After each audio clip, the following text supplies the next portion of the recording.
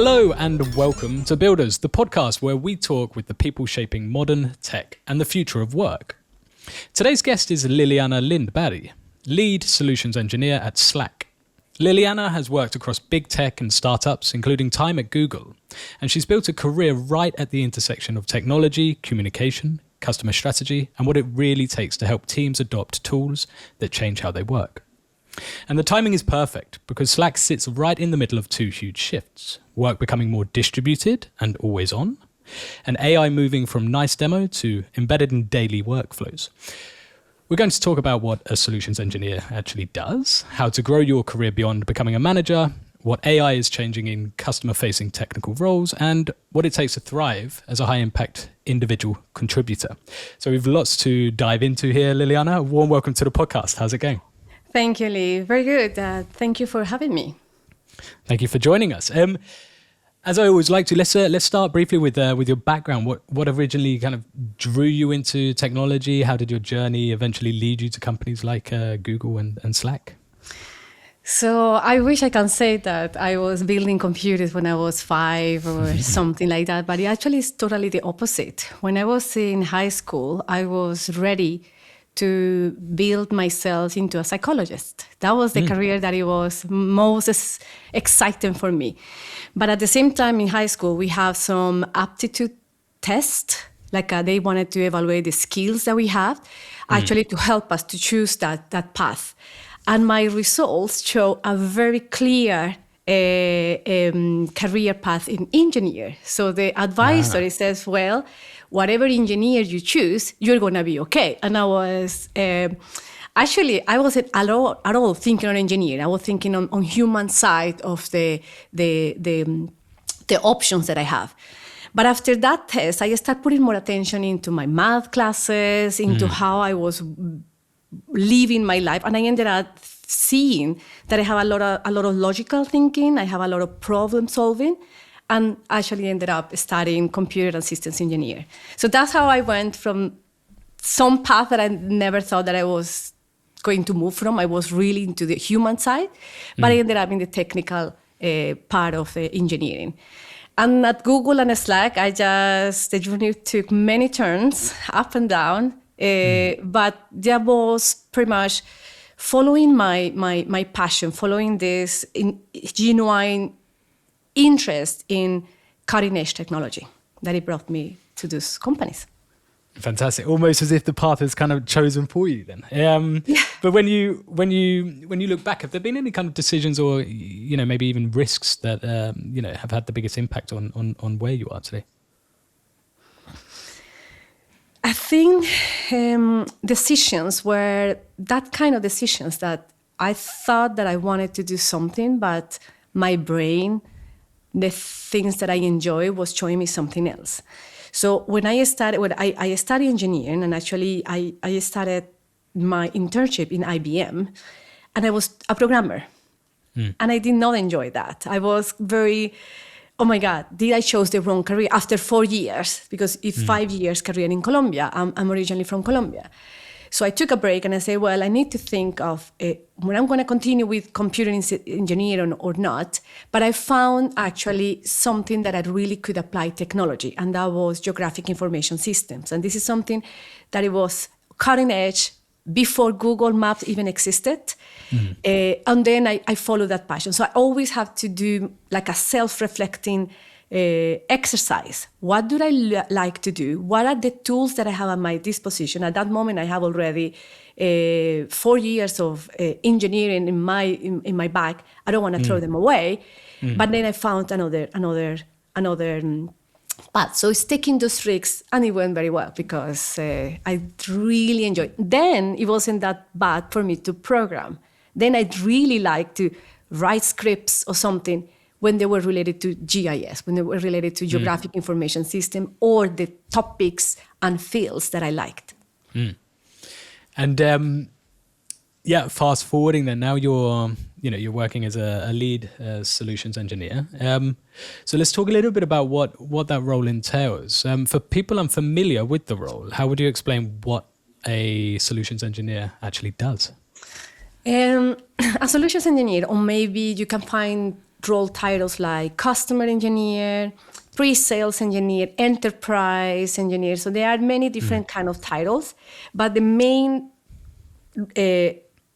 job is to translate what a product, a platform, a service does into a customer environment. How that service can solve pain points to a customer, pain points in an organization or in an infrastructure. So it's a lot of bit of translating technology into useful business outcomes. Exactly. I've often seen it described as a bridge, right, between customers and engineering teams. And you talk about translation. What does this translation look like in practice? And, where does it, or where can it go wrong? Oh, there is a lot of levels of translation. If I wanted to maybe divide it, it could be translation between the product and the customer, and then you had translation between the product and the engineering team. So we as sales engineers, we are in the middle of how we make the product team, engineering team communicate with the customer, with the field, how their platform services can be used in the outside. So that translation it means I have a product, I have a platform, depending what the company is selling, that has some technicalities that you need to explain to a CTO, you need to explain to a VP of sales, and you need to explain maybe to a specific vertical. And that's where the translation comes. I understand infrastructure, I understand the tech behind that product, but now I need to translate it into what it is relevant for a CTO, what is relevant for the human resources, or what is relevant to a whole organization in helping them to be more strategic, to move forward. So that is the kind of translation. Yeah. From the other side, if we go to now the translation between the product and the product engineer or the engineering team, is that we have the front seat of how that product is being used in the wild, how the customers are using it, and we get that feedback from them. So they don't build things that no one wants to use, and they are actually focusing on the things that we see in the market is being the high priority features or elements that are needed. So we actually put that one into something that we usually call the product gaps, or feedback to the product team for they can develop the platform. And what would you say is one kind of misconception that people often have about solutions engineers? Do people underestimate maybe the technical depth required, the communication skills required, or like this stakeholder management? There's a hell of a lot of stakeholder management here, right?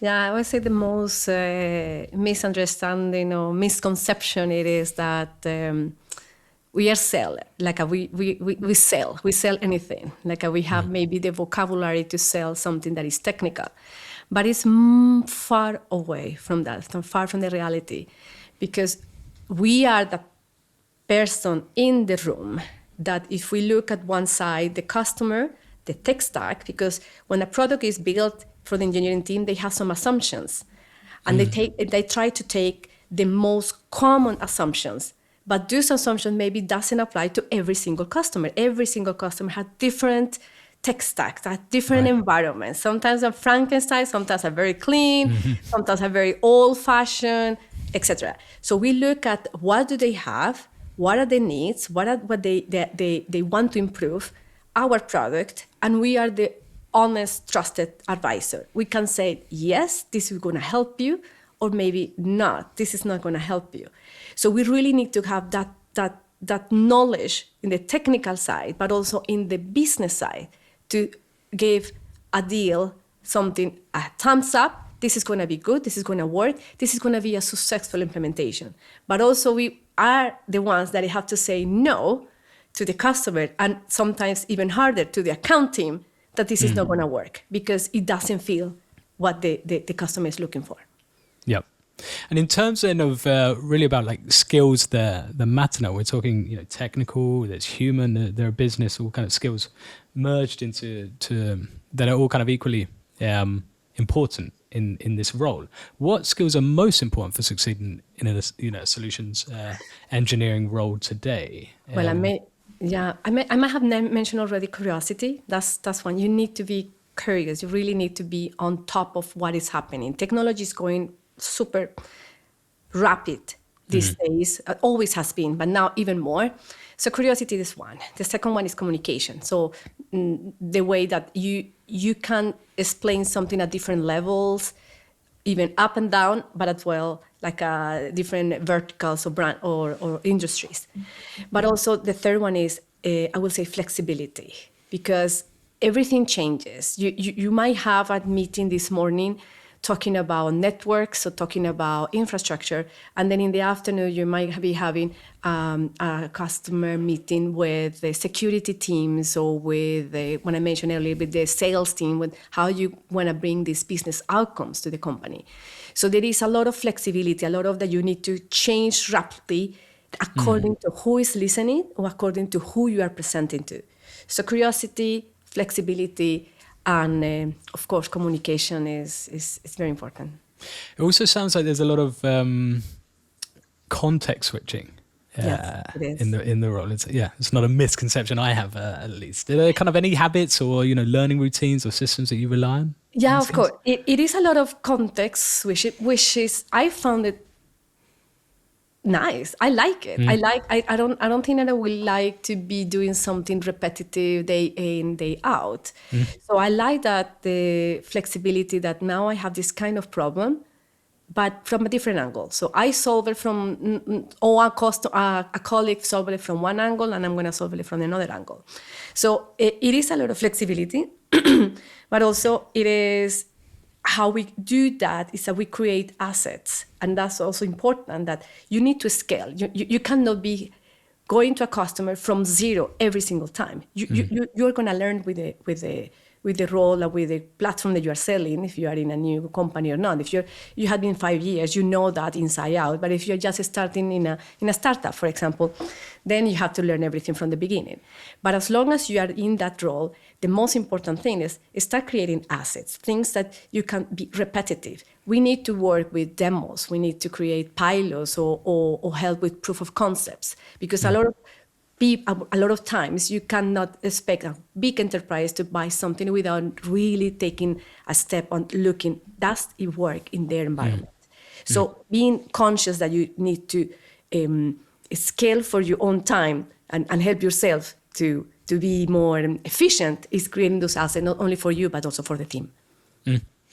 And you mentioned, enterprise and bigger companies, startups as well. You've worked at both startups and, large tech companies. What differences in this kind of domain really have, stood out most to you? There are many differences. I have worked most of the time with big established corporations, but also startups. And I will start with the startups because I think it was a very rewarding experience, and I will warmly recommend everyone to try it. It's because in startups, you wear so many hats. You are not just the sales engineering that is going to explain the technology to a customer. You are everything. You sometimes you need to sit down next to the product manager. You need to sit down with the description document for a feature, writing the security documentation for your platform. You have access to the founders. You have direct access to the roadmap. It is the impact that you provide into the startup world is amazing. Is not comparable with the big companies. Also, it's really important because when a startup is getting a product fit or they are looking at the market, they don't have the time or the resources to waste into creating things that no one is going to use, or that really doesn't fit the group that they are trying to teach. So reach. So for a sales engineer, that it becomes how they are efficient, how really look at the business economic of do less, but reach more. So it was really fast paced in work, very enjoyable.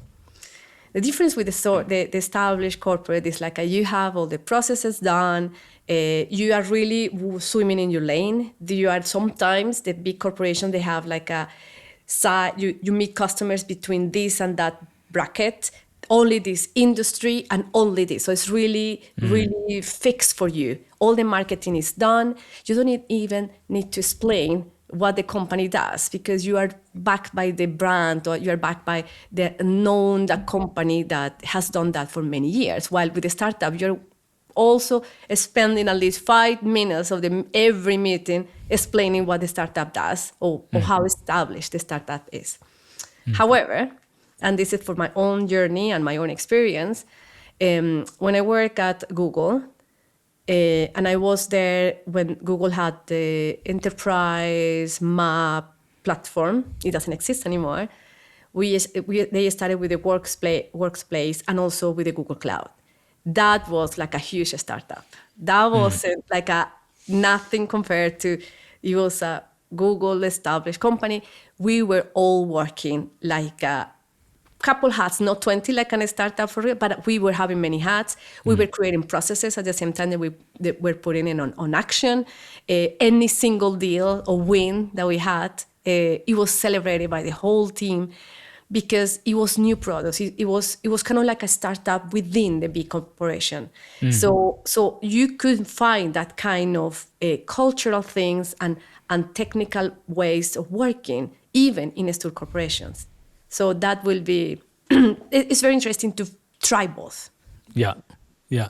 Is it, because we're also talking about like a customer facing role here as well. Do you think it's something that startups get right about, customer proximity, like how close they get to customers that big companies struggle with, or maybe vice versa? From what I experience is that we have much more connection with the customer. Like if they had pinpoint something that is not working, that feedback loop from the product to the product engineering team is much faster. The product team can they can come to the meetings. They can explain themselves what the product does or doesn't, or ask feedback of how they can change it or adjust it so it fits the customer. And that was something that we were always having, kind of like a positive feedback, that we were much closer to the customer. We were listening more. This role is about listening at all. But when you are in a smaller corporation or startup, you're more sensitive to listen. Every single piece of feedback is important because it will shape what you're creating. Maybe for the big ones, it's like, if we don't have like 100 customers complaining about the same, and maybe 100 is a little, maybe they will not put attention to what could be improved or developed next. And to talk a little bit about career growth, beyond management, we talk about kind of individual contributors versus being managers. Has there been a point in your career where you like started to think seriously about the choice between, management roles and remaining as like an individual contributor? Yes. So as I mentioned, I don't know if I mentioned earlier, but programming wasn't my most exciting type of role that I wanted to do with my engineering. I found it very isolated. And early in my career, I got the option to manage a group of developers, but I didn't find it kind of rewarding. It might have been because I didn't like programming at all, or I wasn't too excited about programming. So maybe coaching someone to do the best job while programming, it wasn't the best role for me. So I wanted to, I think that that was also kind of like a turning point as well in my career. I say, well, if I thought skipping doing the programming and maybe managing a group of people to support them, to coach them, could give me that missing part, will work. It didn't. So what I did was I decided to look at something else, but something that it could give me the same rewarding from the people manager. So if I like the mentoring, if I like the coaching, and I like the scaling the team, I didn't need to be a manager to do that. And from an individual contributor position, I can do that. And that's how you could go to a senior, a lead, and maybe you can go to a principal, and still scaling your impact without needing to be an official people's manager. Yeah, exactly. Because I think oftentimes people think of it like, or it's often presented as such that career growth is kind of made through moving into managerial roles or lead roles or whatever it might be. But I guess this growth at the kind of IC level comes from more scope and influence and kind of craft, right? Yeah, exactly. And what advice would you then give to people currently deciding between maybe becoming a manager or deepening their expertise as like an individual contributor? I will say that if you like to continue being very close to the technology and you're a hands-on person, so you want it to be close, like a writing code, writing things that work, maybe the individual contributor track is better. It depends how you get your energy from. You wanted to maybe solve obstacles for people to grow. Do you want to facilitate energies within a team? Maybe that will be your call. But if you are someone that is very interested in what is happening in the technology, you want to have things done by yourself, having that interaction with the customers of what happened, how they implemented something. Because once every week I found ways that they have done something that I never realized that you could use the product, the service, or the platform in that way. So it is different. It's make a self-assessment of what did you get your energy from. Do you like go solve maybe somebody else's problems, more the social thing without the technical part? Maybe the management it is. But if you want to continue doing in that technical acumen, then the individual contributors. Today, I noticed that maybe years ago, an individual contributor wasn't a real career path. But now it is an established career path with the same privileges as a senior manager or director position in management. So it is not that you are stuck. You can continue going into that ladder, just that you have the impact in different ways. Yep. Let us talk a little bit about AI, of course, and the evolving, this evolving meaning of technical, right? How it's changing roles. How are you, personally and in your teams using AI today? How is it changing the way you're working? We use AI a lot, and it has changed a lot. This is a curious question. I was in an event with my company yesterday, and it came a customer and said, "But now with AI, maybe you guys are going to." She referred to me as a sales engineer. You're going to disappear, and I asked her why did she say that, and then I say, well, actually, the reality is that AI is helping me to do my job much more efficient. So instead of disappearing, what I do or what AI does to me is that it's helping me coaching, like it's giving me all these answers that I need, that if I'm going to meet a customer and I never be work with them, and that happens, and this is also very actual with the SE role. You work with one customer today, and you might need to go and work with another customer tomorrow, and then somebody else got sick, and then you had to go and get in front of that meeting. You need to get the context of that customer, what has happened, what are the discussions are going to, and that reading, understanding, asking colleagues, asking everyone, it's going to take you some time. But with the help of AI, I can get whole context of what has happened with that specific account in just minutes, or maybe half an hour, but it will be reduced the time enormously. And then I can come into the front of the customer more prepared, even with some very strategic questions that I know, well, they will mention this pain point. I want to know if they have solved it, or if this way to adjust the platform, it will help them.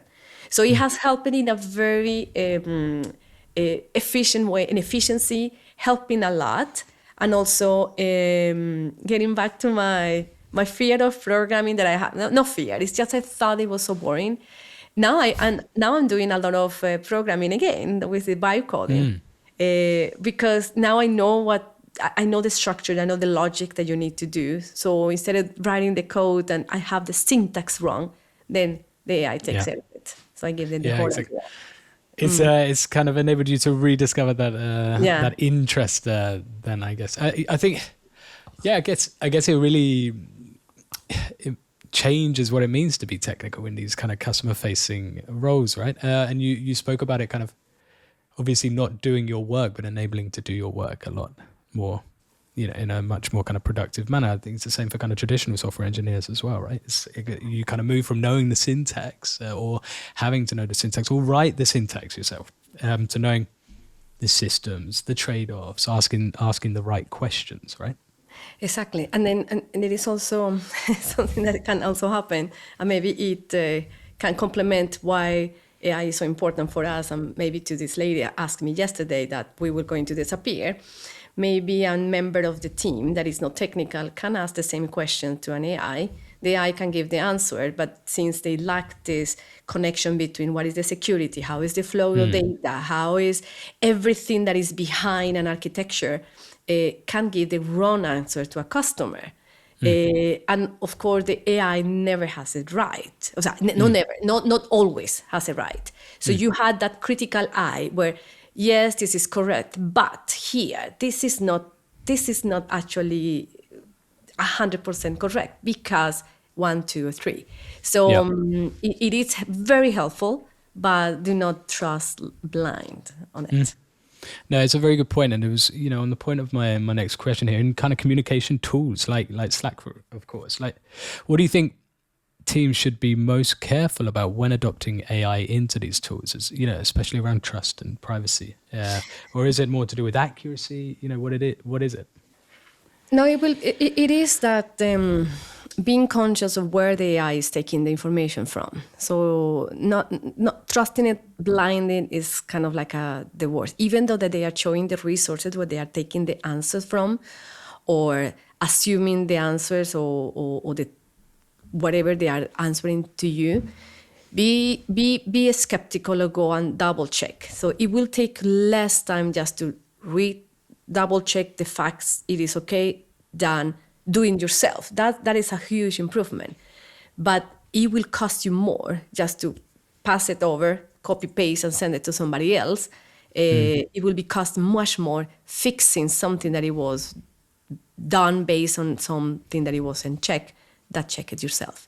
So it is I will say the quality of the data, but even if the data is so good and the quality is okay, the AI can make mistakes. So sometimes they just pass it over too fast, and I say, well, could you read it? Could you prompt it to make sure that you check everything, or that you check for these aspects before you give me an answer? And that's when the previous knowledge of whatever you are asking is important, because the AI might not take into account everything that you will take into account.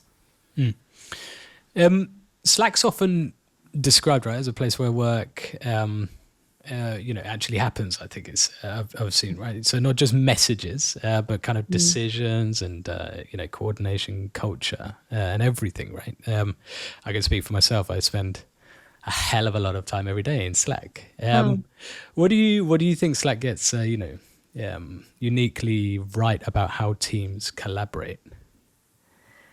So it's going to be a very biased answer since I work for Slack, but just so I have also my disclaimer. When I discovered Slack, when I was working at a startup, that was my first time that I had introduction to Slack, and I think that it wasn't only the communication. I think I was amazed that the product team had connected all the enterprises tools that they were using into Slack. So I didn't need to go to my email. It was, okay, maybe for some customers, but even I can have conversations with customers without needing to go to my email. And I really like that. I think that the way they facilitate my work, where I have one place to look at everything, all the context was in one interface, it just helped me that I didn't need to go from one enterprise to another enterprise software to do my job. Yeah. So we had in that startup, we had the Salesforce, and we have Jira, and we have Intercom, and so many things that we needed. But of course, that changing of enterprise context was driving out our time. So one of the things that I wanted when I was looking for my next adventure was that the company that I wanted to work had a Slack, because I felt that if I go, I cannot work efficient enough if I didn't have that tool. And ended up being a Slack. Things like how that it wasn't that I applied, but anyway. And that's what Slack does. Slack is an agnostic platform, an horizontal platform that with the core goal is to make the productive life more efficient. And how they do it is that there is open architecture. You can connect your existing enterprises. You can connect your own brew systems that you create, and allows you to have everything, all the information in one place. So you can take decisions much faster. And I want to dig a little bit deeper on this point as well, because I'm so curious about, not just messages being sent back and forth, but work actually being done in Slack. Because right now, Slack feels perfectly kind of positioned for agentic AI, right? Agent workflows and whatnot, where AI can propose actions, and maybe humans are still kind of the ones to approve before anything critical happens, right? Do you see this as a common pattern? AI drafts, human approves, and is kind of executed via Slack.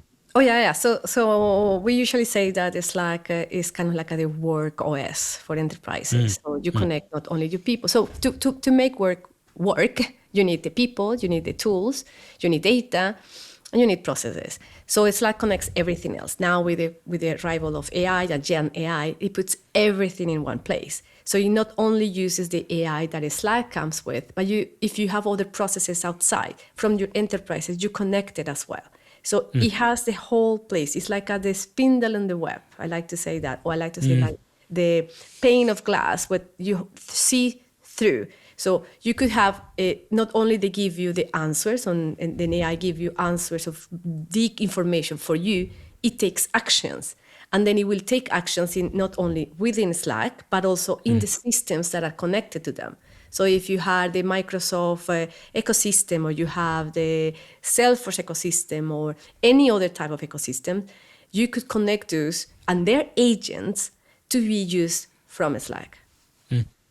And how do you, because Slack's rolling out more and more kind of AI native experiences, right? These, I've seen summaries and the search, the recaps, and Salesforce as well is talking about bringing, AI experiences into Slack too.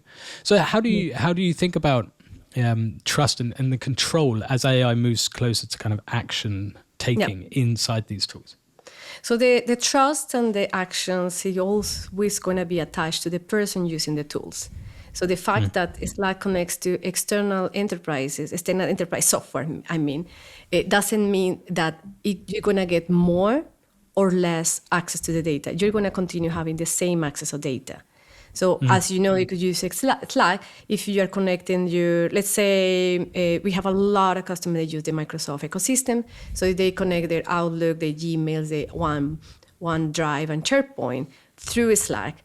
They're asking questions. They're not going to get less that they have access. They're not going to get more than the same access that they have when accessing these tools directly. So that's going to be the trust. We respect enormously the credentials and the security that is assigned to each user. On the other side also is the flow of data. Where do we have those LLMs? Where we put them? And it is depending on each customer, of course. We are in Europe. Then there is a lot of different conditions that it has to be applied here in Europe. Yeah. But we follow everything as a big enterprise. Are there any best practices or something that you'd recommend so that teams don't end up with this AI chaos inside their workspace? With the AI chaos, I think that is no, I'm not going to say that because it's a roadmap. The AI chaos, it is, of course, because every single tool is creating their own AI agents. It is use only the things that you need to use to do your job. So the fact that you have at your disposition 3, 5, or 10 tools, it doesn't mean that you need to use all of them. Choose the ones that really give you the most value for the job that you're doing. So in my case, if I use AI, or I use a Slack bot, which is the generative AI in Slack, or maybe the agent for Salesforce, because we work a lot in Salesforce, I don't need to use some other ones just because I have access to them. But of course, I use as well like a cursor, I use Claude, etc., etc. So is just because you have access to it, it doesn't mean that you need to use all of them.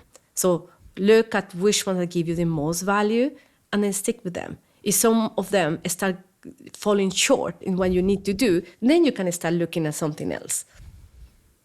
Have you? I'm also interested to hear, like, if you could share, of course, like the best Slack workflow you've seen that made you think, okay, this company or this team is kind of operating on another level. And that's funny that you said, because I was referring to that in an early question. Sometimes I see what the customers do with the platform. In my case today is Slack. They create these amazing workflows that, sometimes we wish we have this one. So, for example, for approvals, they have some processes that go to 2, 3, 4 different systems for one single approval. But they just spin up a workflow. They can spin up from outside Slack as well, but you can activate it from Slack, from outside. And then they just flows like nothing else. Like, whoever needs to get the approval are going to get the approval. Nobody else can do it. And they just continue.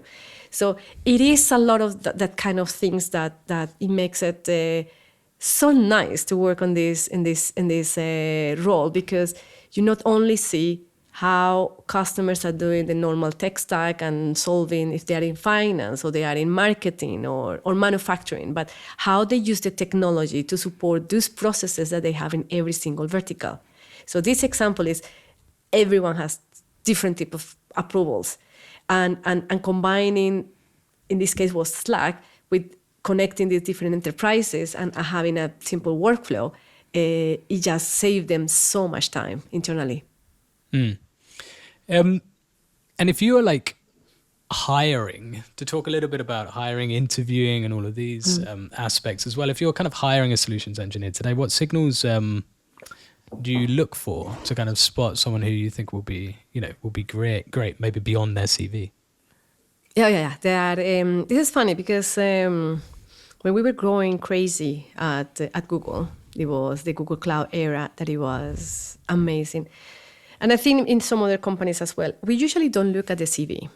So, because we know that you can put anything in your CV. You can adjust the CV for the company that it's a good practice that you adjust the CV for the company that you are applying for. But we know that at the end is just text. So when I have you in front of me and then I ask the questions that are relevant for the role and the company, that's when I want to really see, even though that you have those roles in the past, have you learned something from those roles that you can bring it to the current job that you are applying for?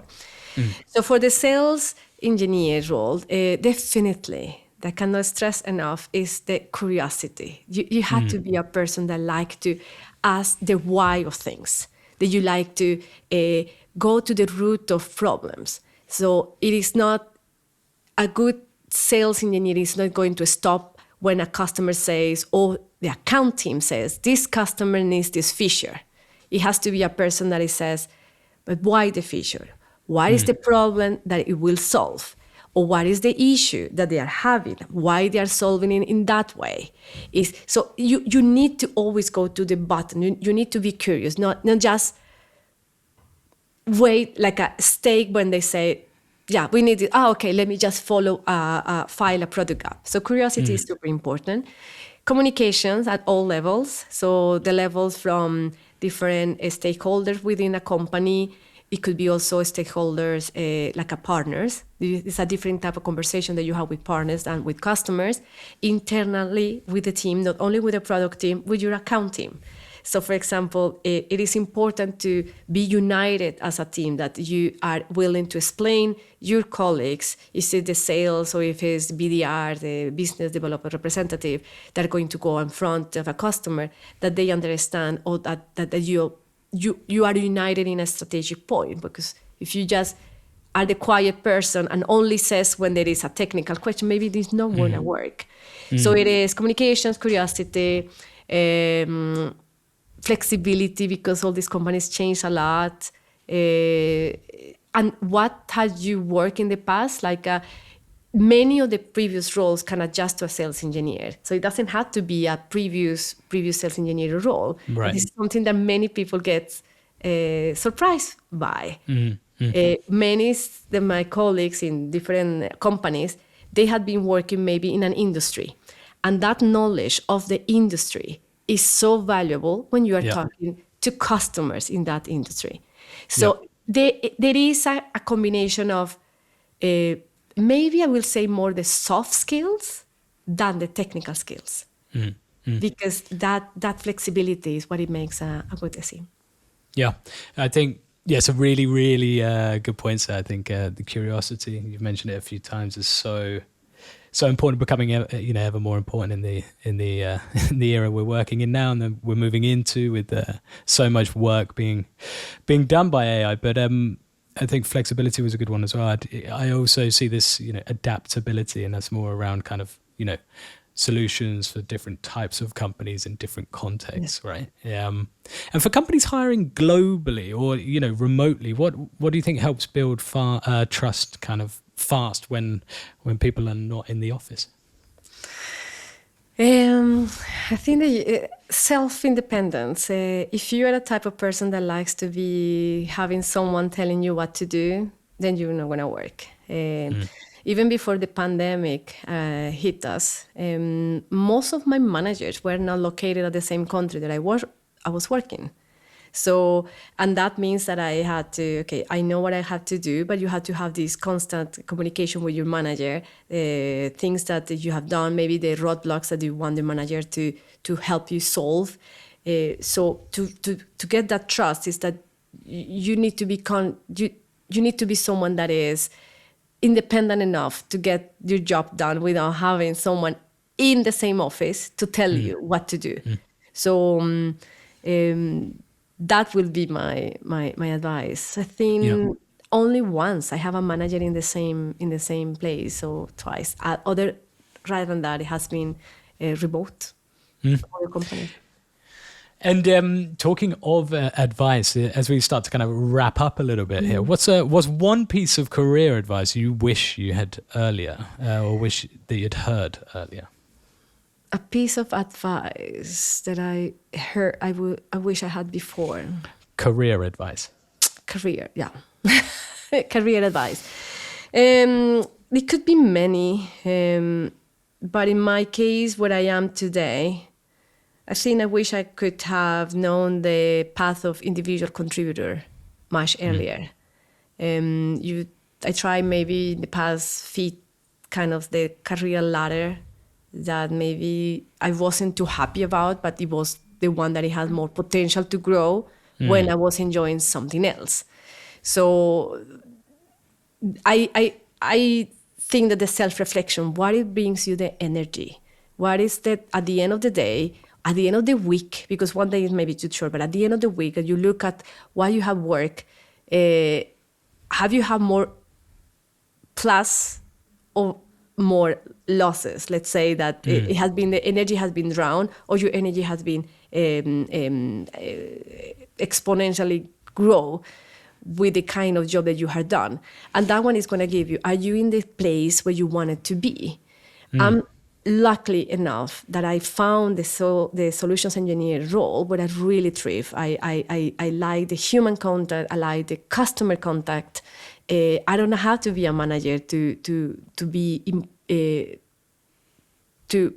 help the company with escalation or doing my impact farther than a deal.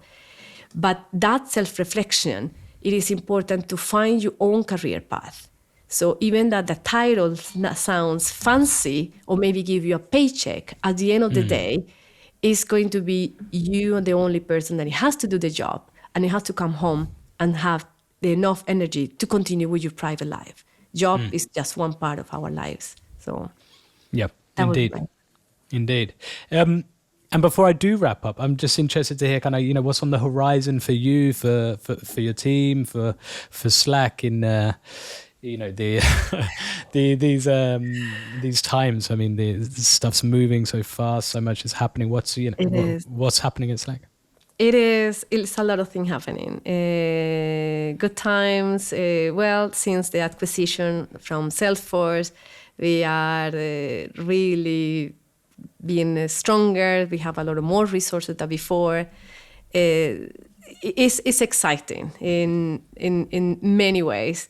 There was something that maybe I didn't mention when we were talking about the role, but with the sales engineer role, you sometimes want to be either a generalist or a specialist. And then also you have to think, what do you enjoy? Do you want to know a lot of things, a certain depth, or you like to know just few things but are really in depth?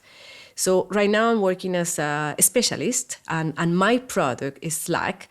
And it's just amazing because you have connection with so many other sales engineers in so many other fields of a simple organization that the knowledge sharing is super growing. You get enabled, you get energized by every other teams. So it is very exciting times at Slack. It's a lot of fun working for them. It has been in the past. And it continues. Fantastic. And before I do wrap up now, do you want to add anything? No, I say that anyone interested on the sales engineer, custom engineer, enterprise, all these different titles that you see out there, happy to connect. I love the role. I enjoy it, and I'm happy to guide people who want to come into the sales engineer role, or maybe founders or startup technical teams that want to know how they can get more business outcomes with sales engineers. Well, fantastic. Liliana, thank you so much for joining us today and sharing your experience and perspective as well. I think this was a really valuable conversation about career growth, specialization and communication, and also about how tech's evolving as AI becomes part of everyday work. So really, really interesting to hear your thoughts. Thanks so much for joining. Yeah, thank you for having me. And thanks to everyone listening. If you enjoyed this episode, make sure to subscribe and we'll see you in the next one. Until then, keep building. See you soon.